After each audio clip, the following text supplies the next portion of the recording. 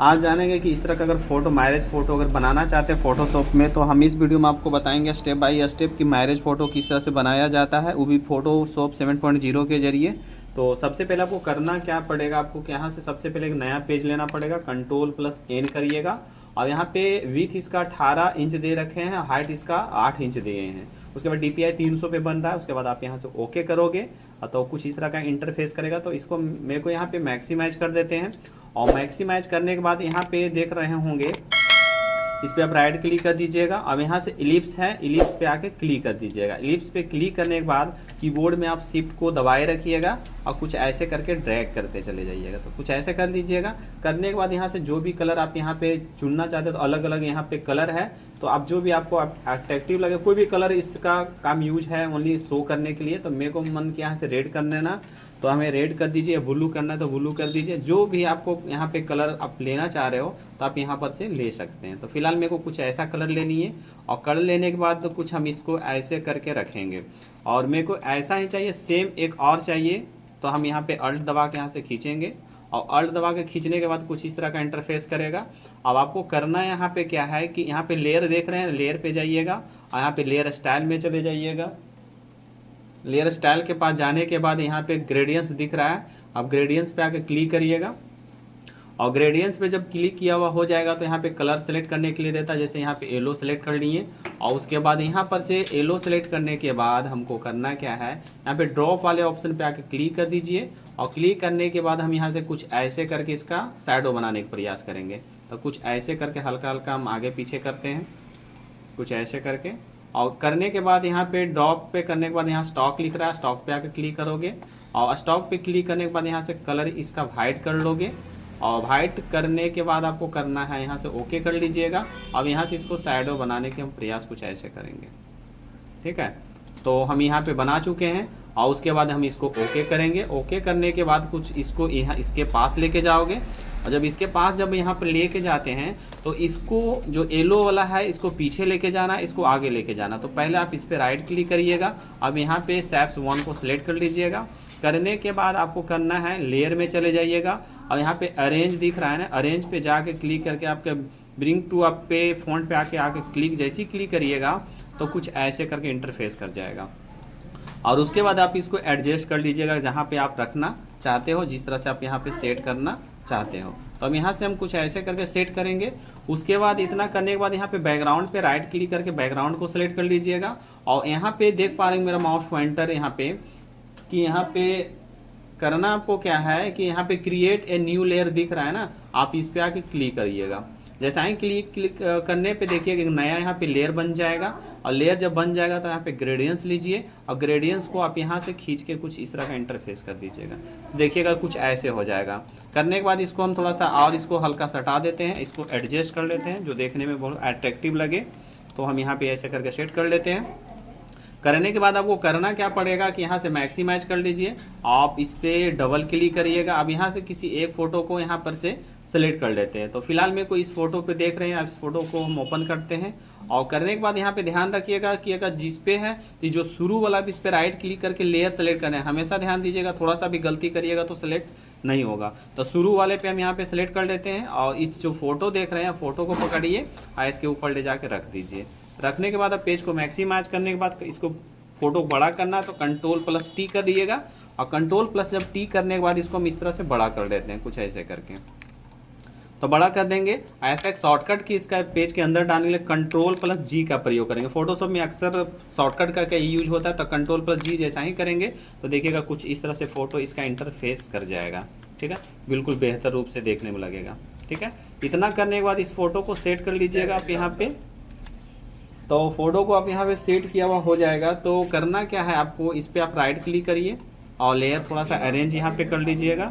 और अरेंज करने के बाद आपको क्या करना है कि अल्ट के द्वारा आप यहाँ से इस तरह से खींचिए, और खींचने के बाद कुछ ऐसे करके इसका इंटरफेस करेगा। और उसके बाद आपको करना क्या है कि Ctrl+T के जरिए इसको छोटा कर देना है, और शिफ्ट को दबाए रखिएगा, इससे इक्वल छोटा होगा। तो कुछ इस तरह से हम यहाँ पे छोटा कर लेते हैं।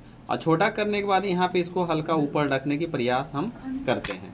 और जैसा ही ऊपर रखने के प्रयास करते हो तो देख पा रहे हैं कि इसके अंदर चला जा रहा है, बट इसके फोटो को ऊपर होना था लेकिन उसके नीचे चला जा रहा है। तो आपको करना क्या है, इसको करना क्या है कि आपको यहाँ पे चले जाइएगा, लेयर के पास चले जाइएगा और उसके बाद यहाँ पे अरेंज के पास चले जाइएगा और यहाँ पे बिंग टू पे आके क्लिक करिएगा तो ये ऊपर चला आएगा, कुछ ऐसे करके आ जाएगा। तो थोड़ा सा हम इसको कुछ इस तरह के रखेंगे और रखने के बाद आपको करना है क्या कि एक और ऐसा ही चाहिए तो अल्ट दबाइएगा और इसको इस तरह से खींचिएगा तो एक और आ जाएगा। आने के बाद इसको यहीं पे फिर दोबारा रखिएगा और इसको हल्का छोटा करिएगा। छोटा करने के लिए Ctrl+T का प्रयोग करिएगा और शिफ्ट दबा के हल्का छोटा कर दीजिएगा, ऐसे करके कुछ ऐसे करके हम यहाँ पे छोटा करके इसको बीच में कर देते हैं। और इसका जो आउटलाइन वगैरह जो वाइट है इसको हटाना है, तो हटाने के लिए आपको यहाँ से भी चल जा सकते हैं। स्टॉक जो लिखता है आप इस पे F दिख रहा है ना माउस पॉइंटर पे, आप इस पे क्लिक करिएगा और स्टॉक पे आके क्लिक करिए और क्लिक करने के बाद जितने भी यहाँ पे देखिए यहाँ पे स्टॉक पे गुड का निशान है तो इसको अनहाइड कर दीजिए। आप इसको ग्रेडियंट्स को अनहाइड कर दीजिए, यानी कि टोटल तीनों जो ऑप्शन दिया हुआ है इसको अनहाइड कर दीजिए। उसके बाद यहाँ से ओके कर दीजिए। ओके करने के बाद फिर दोबारा मैक्सिमाइज करिए और इस फोटो का यूज हो चुका है। फिर से डबल क्लिक करिए आप इस पे और यहाँ से किसी एक फोटो को मान लिया जाए कि हम सेलेक्ट कर लिए। सेलेक्ट करने के बाद मूव टूल के द्वारा हम इस फोटो को इस पे ले जाके रखेंगे। रखने के बाद फोटो को बड़ा करेंगे Ctrl+T के जरिए और शिफ्ट को दबाए रखेंगे ऐसे करके कुछ इस तरह से। तो हम इस तरह से इसको हम फैला देते हैं कुछ ऐसे करके और इसके अंदर करने के लिए Ctrl+G का प्रयोग करेंगे। जैसा ही करेंगे तो देखिएगा कुछ इस तरह से इंटरफेस इसमें कर जाएगा, ठीक है। उसके बाद यहाँ पर से एक दिल वाला हार्ट को दे देंगे। तो हम यहाँ पे इलिप्स के पास हम जाके राइट क्लिक करेंगे और सबसे नीचे वाले पे आप ऑप्शन पे आके सिलेक्ट करेंगे। जैसे ही करेंगे तो देखिएगा कि अलग अलग यहाँ पे डिजाइन यहाँ पे आ जाएगा। तो यहाँ पर से देख पा रहे होंगे कि यहाँ पे देख रहे हैं इस हार्ट को यहाँ पर आके क्लिक कर दीजिएगा और उसके बाद यहाँ पे शिफ्ट के द्वारा यहाँ से खींच देते हैं कुछ ऐसे करके। और खींचने के बाद हम इसको पकड़ के यहाँ पर लेके चले आते हैं, कुछ ऐसे करके ले जाकर रख देते हैं। और रखने के बाद हमको करना क्या है कि इसमें भी ग्रेडियंट्स वगैरह करना स्टार्ट करते हैं। तो थोड़ा सा दूर हम यहाँ पे इस तरह से रखेंगे और उसके बाद यहाँ पे आपका जो आपका स्टॉक दिख रहा है आप इस पे आके क्लिक कर दीजिएगा और यहाँ पे स्टॉक पे आके क्लिक करिएगा। क्लिक करने के बाद तीनों चीज सेम चीज करना है। यहाँ पे आपको ड्रॉप जो दिख रहा है ड्रॉप वाले ऑप्शन पे आके क्लिक करिएगा और क्लिक करने के बाद आप यहाँ से इस तरह का मिलाने के लिए प्रयास करेंगे कुछ ऐसे करके। इसका देखिए मिलाने से इसका साइडो देखिए आगे पीछे होता है। तो यहाँ से देखिए कुछ इस तरह से हम इसको इंटरफेस करेंगे। उसके बाद यहाँ पे अगर ग्रेडियंट्स कलर भी देना चाहते हो तो आप ग्रेडियंट्स कलर भी हम यहाँ पे दे देते हैं। तो कुछ ऐसे करके दे दीजिएगा। और इसका स्टॉक जो दे रखे हैं इसका कलर वाइट करने का हम यहाँ से स्टॉक इसका वाइट ही कर देंगे कुछ ऐसे करके और ओके करेंगे। अब इसको स्टॉक में कुछ दिखाने के प्रयास करेंगे ऐसे करके। तो इतना करने के बाद आपको करना क्या है कि स्टॉक का बिल्कुल बेहतर बन जाएगा यहाँ से और यहाँ से इस तरह से सेट कर लेते हैं। उसके बाद हम यहाँ से ओके कर देते हैं। ओके करने के बाद कुछ यहाँ पे इस तरह का इंटरफेस करेगा। Ctrl+T करके अभी छोटा बड़ा आप सेट भी आप बिल्कुल कर सकते हैं। तो इतना करने के बाद मेरे को एक और चाहिए, तो इसमें से एक और आपको चाहिए तो आप कीबोर्ड से अल्ट दबाइए और एक और खींचिए तो एक और आ जाएगा। अब इसको सेम इक्वल रख दीजिए और रखने के बाद Ctrl+T कीजिए और Ctrl+T करके इसको छोटा कर दीजिए। हल्का छोटा करना है, ढेर बड़ा करने की ज़रूरत नहीं है। अब इसको बीचों बीच में ले जाकर फिर से सेट कर दीजिए। और इसको करना क्या है, जिस तरह से इसका आउटलाइन आप यहाँ से स्टॉक के जरिए हटाए थे तो फिर से स्टॉक में चले जाइए। स्टॉक में जाने के लिए स्टॉक को हटा दीजिए, ग्रेडियंट्स को हटा दीजिए एंड ड्रॉप को हटा दीजिए। टोटल हटाने के बाद यहाँ से ओके कर दीजिए। ओके करने के बाद फिर से मेरे को यहाँ पे मैक्सिमाइज करिएगा और डबल क्लिक करके आप यहाँ से किसी एक फोटो को हम यहाँ से चुन लेते हैं जो डालना आप इसमें चाह रहे हैं। तो मेरे को यहाँ पर से मान लिया जाए कि किसी एक फोटो को इस फोटो को लेना चाहते हैं तो पूरा जितना की ज़रूरत आप यहाँ से सेलेक्ट वाले ऑप्शन को है रेक्टेंगल सेलेक्ट, आप इससे जरिए सेलेक्ट कर लीजिएगा जितना फोटो लेके जाना चाहते हैं। तो मान लीजिए कि हम इतना लेके जाना चाह रहे हैं और उसके बाद मूव टूल पे आके क्लिक कर लीजिएगा और फोटो पे क्लिक करके इसमें ले जाके छोड़ दीजिएगा। और उसके बाद इस फोटो को बड़ा करना है तो Ctrl+T करिएगा और शिफ्ट को दबाए रखिएगा कुछ ऐसे करके इसको बड़ा कर लीजिएगा। इसको यहाँ पे ला लीजिएगा और इसको अंदर करना है तो कीबोर्ड से Ctrl+G करिएगा तो देखिएगा कुछ ऐसे करके इसमें से सेट हो जाएगा। ठीक है, तो आपको इतना करने के बाद ये आपका इतना सेट हो गया। और आपको करना क्या है, एक यहाँ पे फोटो सेट करना है, एक यहाँ पे फोटो सेट करना, फिर दोबारा मैक्सिमाइज करेंगे। अब जिस फोटो का यूज होते जाता है इसको हटाते भी जा सकते हैं।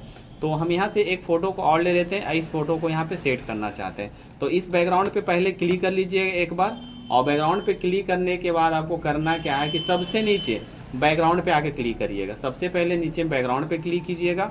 अब इस फोटो को पकड़ के आप इसमें ले जाके छोड़ दीजिएगा। तो ये देखिएगा कि इसका पीछे चला गया। अब इस फोटो को आप Ctrl+T के जरिए हम यहाँ से बड़ा करेंगे, शिफ्ट को दबाए रखेंगे और कुछ ऐसे करके हम बड़ा करने की प्रयास करेंगे, कुछ ऐसे करके।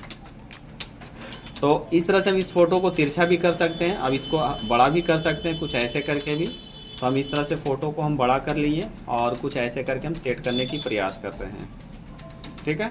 उसके बाद इस पे इंटर प्रेस करिएगा, बट दिख नहीं रहा है तो आपको यहाँ पे जो ग्रेडियंट जो कलर यहाँ पे बनाए हुए हैं लेयर 1 का, आप इस पे क्लिक कर दीजिए और इसका नाम है इरेजर है। इरेजर पे आके क्लिक करिएगा और इरेजर पे क्लिक करने के बाद यहाँ पे साइज है आप ले सकते हैं 300, 416 या मतलब 35, 40, 45 वाला भी आप यहाँ से सेलेक्ट कर लीजिएगा। सेलेक्ट करने के बाद यहाँ पे इसका जो आपका देख रहे हैं 100 रहता है तो 100 से आपको इसको 60 से नीचे ला दीजिए, तो इसको आप यहाँ से आगे पीछे आप कर सकते हैं। करने के बाद इरेजर आपका ऑप्शन सेलेक्ट किया हुआ है, आप इसको यहाँ से मिटाना स्टार्ट करिएगा। तो देखिए फोटो आपको इस तरह से डिजाइन होना स्टार्ट हो गया। तो आपको इतना इस तरह से कर लीजिएगा, बिल्कुल बेहतर लग रहा है इसमें देखने में। एक फोटो यहाँ पे सेट हो गया। उसके बाद दोबारा आप मैक्सिमाइज करोगे, इस फोटो को आप यहाँ से हटा भी सकते हैं और डबल क्लिक करिएगा और उसके दूसरा फोटो पे आप क्लिक करिएगा, इस पे क्लिक करिएगा और उसके बाद इस पे आके क्लिक करिएगा जिस पे आप डिजाइन कर रहे हैं। इसमें भी आपको चले जाना बैकग्राउंड के पास, पहले बैकग्राउंड पे आके क्लिक करिएगा। उसके बाद मूव टूल के द्वारा आप इस फोटो को यहाँ पे ले जाके रख दीजिएगा। रखने के बाद आपको इसको क्या करना है कि बड़ा करना है, तो Ctrl+T करिएगा, Ctrl+T करके इसको बड़ा करिएगा कुछ ऐसे करके। तो हम यहाँ पे कुछ ऐसे करके इस फोटो को हम बड़ा कर दिए और बड़ा करने के बाद थोड़ा सा इसको और थोड़ा सा अरेंज करने की प्रयास करेंगे कुछ ऐसे करके। तो हम यहाँ पे रख दिए और उसके बाद यहाँ पे जो पीला वाला जो देख रहे हैं ना, पीला लेयर 1 है, आप इस पे आके क्लिक कर दीजिएगा। आप इरेजर को सिलेक्ट कर लीजिएगा और उसके बाद देखिए फोटो पे ऐसे करके हम करना स्टार्ट कर देते हैं। देखिए कुछ ऐसे करके, ठीक है। अब कुछ ऐसे करने के बाद उसके बाद 5 नंबर फोटो का एक बैकग्राउंड इसके फोटो के ऊपर चढ़ा हुआ है, तो 5 नंबर पे आप क्लिक करके और इसको भी आप यहाँ से इरेज कर सकते हैं कुछ ऐसे करके, कुछ ऐसे करके आप कर सकते हैं, देखिएगा, ठीक है। ऐसे करके भी आप यहाँ से इरेज कर सकते हैं। फिर से यहाँ पे पीला वाले आपके आके आप इसको पूरा हैवी से आप यहाँ पे दिखा सकते हैं कुछ ऐसे करके, ठीक है।